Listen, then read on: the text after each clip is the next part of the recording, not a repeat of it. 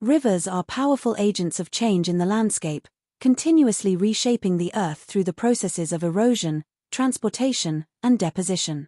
These processes work together to create a variety of distinctive landforms along a river's course, each revealing the dynamic nature of fluvial activity. In the upper course of a river, where the gradient is steep and the water flows with great energy, erosion is the dominant force. The river cuts deeply into the bedrock, primarily through vertical erosion, carving out narrow, V-shaped valleys. This intense vertical erosion can create spectacular landforms such as waterfalls and gorges. A waterfall forms where there is a sudden change in the gradient or a layer of resistant rock overlays softer rock.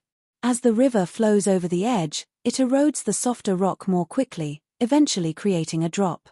The force of the falling water erodes the base of the waterfall, forming a plunge pool, and the continuous undercutting can cause the hard rock above to collapse, leading to the waterfall retreating upstream and forming a gorge. In some areas, the river winds around more resistant sections of rock that protrude into the valley, creating a series of interlocking spurs. These are ridges of land that the river flows around in a zigzag pattern. The interlocking nature of these spurs is a result of the river's inability to cut straight through the more resistant rock, thus winding its way through the path of least resistance. As the river moves from its upper course to the middle course, the gradient becomes less steep, and the river's energy starts to spread laterally as well as vertically. Here, both vertical and lateral erosion shape the river valley, which widens and begins to form meanders. Transportation processes also play a significant role in the middle course. The river carries eroded material downstream through solution, suspension, saltation, and traction. The constant movement and deposition of these materials contribute to the changing shape of the river and its surrounding landscape. In the lower course, the river approaches its mouth, and the gradient is at its flattest. The river's energy decreases, and deposition becomes the dominant process. The river deposits the sediment it has carried from upstream, creating features such as floodplains and deltas. Floodplains are formed by the regular deposition of fine sediment during floods, creating fertile land ideal for agriculture. Deltas are formed where the river meets a standing body of water like a sea or lake, dropping its sediment load and creating a network of distributary channels.